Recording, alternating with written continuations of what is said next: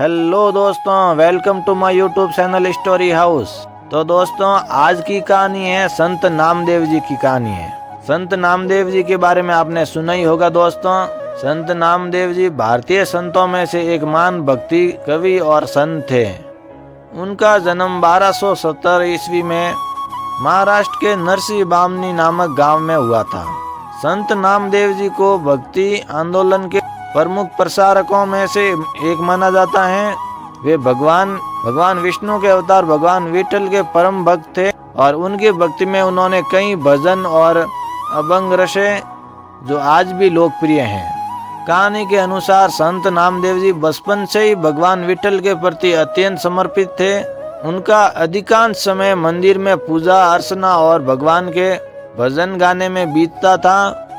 उनकी भक्ति इतनी गहरी थी कि भगवान स्वयं उनकी प्रार्थना सुनकर प्रकट हो जाते थे। एक बार की बात है दोस्तों, संत नामदेव जी भगवान विठल के मंदिर में भजन गा रहे थे। उन्होंने भगवान से आग्रह किया कि वे अपना प्रसाद सीधे उन्हें दें। कहा जाता है कि भगवान विठल ने उनकी इस सच्ची भक्ति को देखकर मूर्ति से प्रकट होकर स्वयं भगवान खुद ने प्रसाद दिया। ये घटना उनकी गहरी आस्था और ईश्वर के प्रति समर्पण को दर्शाती थी। संत नामदेव जी का एक और ये किस्सा भी है कि एक बार संत नामदेव जी भगवान विठल के लिए रोटी बना रहे थे और जब पूरी रोटियां बना के रखी थी तो उन रोटियों के ऊपर घी लगाने के लिए वो घी को गर्म करने के लिए गए। तब पीछे से एक कुत्ता आया और वो रोटी लेके भाग गया। तब संत नामदेव जी घी का डब्बा लेके उस कुत्ते के पीछे भागे और कहने लगे, प्रभु वो लुकी रोटी है, लुकी रोटी मत खाइए, उसके ऊपर घी लगा के खाइए। संत नामदेव जी को भगवान विठल के ऊपर इतना भरोसा था, इतना विश्वास था कि वो हर जीव प्राणी में वो भगवान का ही रूप देखते थे और वो उन कुत्ते में भी भगवान का ही दर्शन कर रहे थे। इसीलिए वो उस कुत्ते के पीछे भागे और उसे कहने लगे कि हे भगवान, हे प्रभु, आप लुकी रोटी मत खाइए, आप घी के साथ रोटी खाइए। भगवान ने उनका इतना विश्वास देकर उस कुत्ते से सीधा चार भुजाधारी भगवान विष्णु ने अपना वास्तविक रूप धारण करके संत नामदेव जी को अपने दर्शन दिए हैं। संत नामदेव जी मंदिरों में हो रहे भेदभाव के भी विरोधी थे। एक बार की बात है, संत नामदेव जी एक मंदिर में भजन गा रहे थे। वे भगवान विठल जी के भक्ति में डूबे हुए थे। उसी समय एक अशुद्ध भक्त मंदिर में आया और भगवान के दर्शन करने का प्रयास किया, लेकिन मंदिर के पुजारियों और अन्य भक्तों ने उन्हें प्रवेश करने से रोक दिया। अशुद्ध भक्त को मंदिर से बाहर कर दिया और ये कहा गया कि वह भगवान के दर्शन के योग्य नहीं है। ये देखकर संत नामदेव जी बहुत दुखी हुए।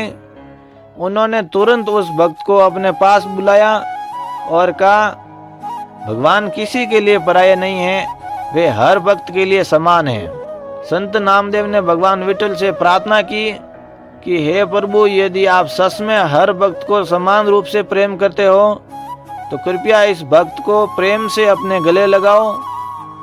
उनकी इस सच्ची प्रार्थना के कारण भगवान विठल मूर्ति से प्रकट हुए और उस भक्त को दर्शन दिए और उस भक्त को गले भी लगाया, जिससे समाज में एकता और समानता का संदेश मिला। संत नामदेव ने अपने अभंगों और उपदेशों के माध्यम से समाज में भेदभाव, जातिवाद और अन्य कुरीतियों को समाप्त करने का प्रयास किया। उनके विचार सरल और सहज थे, जिनमें भक्ति, प्रेम और मानवता का संदेश निहित था। संत नामदेव जी ने मराठी और हिंदी भाषाओं में कई भजन लिखे जो आज भी गुरुद्वारों और मंदिरों में गाए जाते हैं।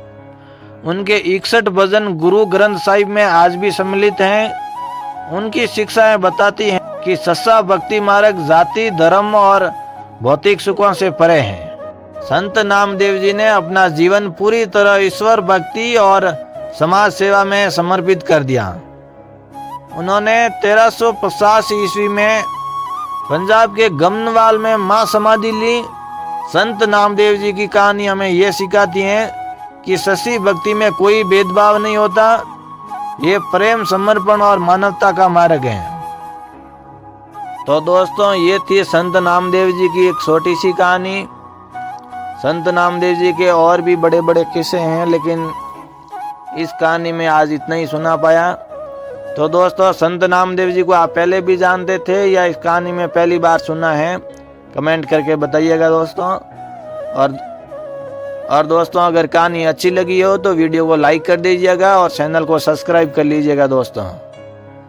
मिलते हैं दोस्तों एक और नए वीडियो में, तब तक के लिए आप अपना ख्याल रखिए और खुश रहिए दोस्तों। जय संत नामदेव जी महाराज की जय।